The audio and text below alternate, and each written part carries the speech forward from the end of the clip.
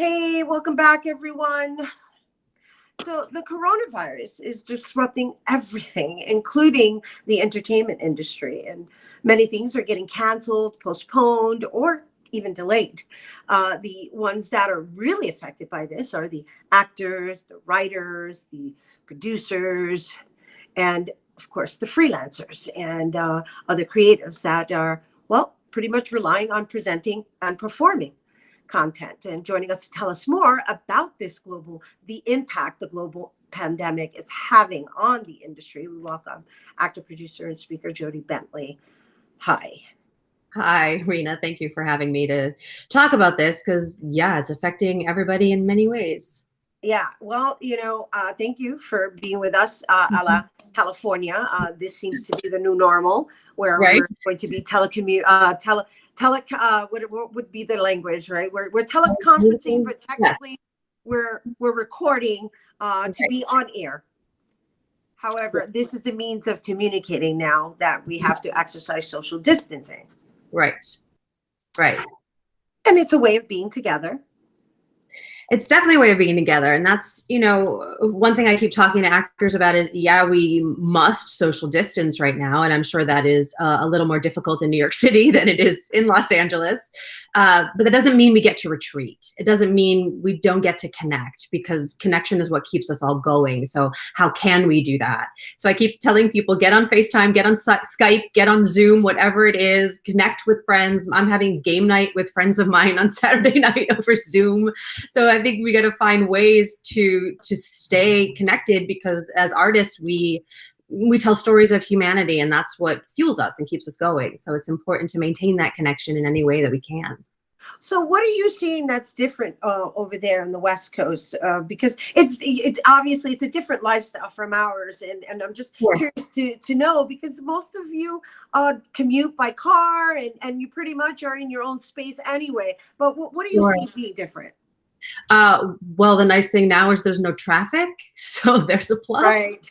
Um, so there's that. I mean, everyone is really, I think, heeding the advice and staying in, and I think that's really important. I mean, the thing with Los Angeles is everything is so spread out, right? So it's not, when I lived in New York City, you walk down the street, you bump into 10 people you know, and it's never been that way in LA. But I feel like now people are really staying in, ordering takeout, they're going to the grocery store, stocking up for a week, going home. That just the getting outside of your house is just limited. I think people are really heeding that and staying inside. So I And know on your website, yeah, no, I hear you, and I know on your website, right? So you're like the coach to the industry, and so I know on your website you offered some suggestions in how to maintain a yeah, daily routine, and or to implement some new things that you may have not have had time to either start or finish, or correct. yeah, or even domestic duties for that matter. Right, we're at home, so yes. Yeah, I think there's a lot of things we can do now. I think what we get to realize is we are in a new normal, and that it is temporary. And I think that's what we get to remember, is that it is temporary, and we get to be ready for the upswing when it all comes back, because it's going to come back. We just don't know when. So I think what's really important right now is to maintain some semblance of normalcy. So continue with your daily routine. So if you do get up and you work out, or you meditate, or you write in your journal, or you walk your dogs, or you drink your coffee, like, do the things that you'd normally do. I think people are getting in it's the apocalypse, let's just watch Netflix all day, Right, And right, right. right, I mean, that's taking it. That's being a little light about it. But right. but the truth of the matter is that we're all being affected mentally. Correct. And we got to keep ourselves sane. So maintaining some normalcy in your life, and finding some way to stay centered and grounded, and whether that's meditation or going for a walk, like, get out in the sun now, like, feel the sun on your face, and don't hole up in your place. So I think that's one thing, just to keep us grounded, because it's very easy to get caught up in the craziness of it all, because it is a crazy time that we're in. And recommending people to focus on what you can control. Because I think in this time right now, it feels like everything is out of control and chaotic, and it is to some degree. And there's a lot of stuff that we can control. I just did a Facebook Live in my group 2 days ago about setting up your self-tape area as an actor to be able to record auditions from home, to setting up your voiceover studio to be able to do voiceover auditions. I just got a voiceover audition from my agent last night, so that industry is still going. Being able to record audiobooks, maybe starting that as a new path for you as an actor and an artist. So I think there's a lot of things that we still can control, and that will just, again, help us feel grounded, as opposed to my livelihood is gone, everything's shut down, the world is over, which is what it feels like. And it's great advice, because at the end of the day, if being in the field of artistry, we get to create, right? And so there's a time where you're kind of being forced to recreate yourself. Yeah, exactly. And to that end, to create. I don't know how many people I've heard, oh man, I wish I had time to write the song that's been in my head, or I wish I had time to write that screenplay or work on that web series idea.